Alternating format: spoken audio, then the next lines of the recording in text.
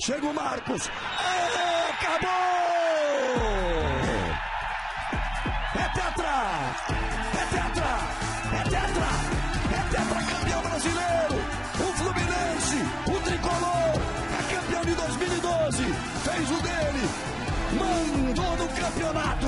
Fluminense, tetracampeão, campeão brasileiro de 2012. E o Fred é o dono da bola, o dono do título e o dono do jogo.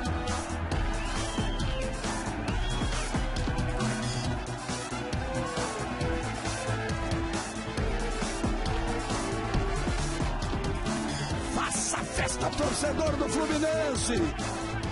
Vamos ver nas Laranjeiras do Rio de Janeiro como está o clima por lá. Aí a histórica sede das Laranjeiras. O Fluminense é tetra, é tetra, é tetra, é tetra campeão brasileiro de futebol.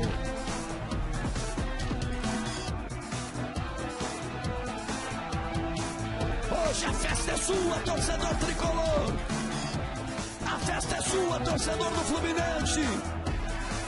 Não tem hora pra acabar. A noite vai ser pequena no Rio de Janeiro e em todo o Brasil onde o Fluminense tem torcida. Porque o Fluminense é tetra, é tetra, é tetra, é tetra campeão brasileiro de futebol.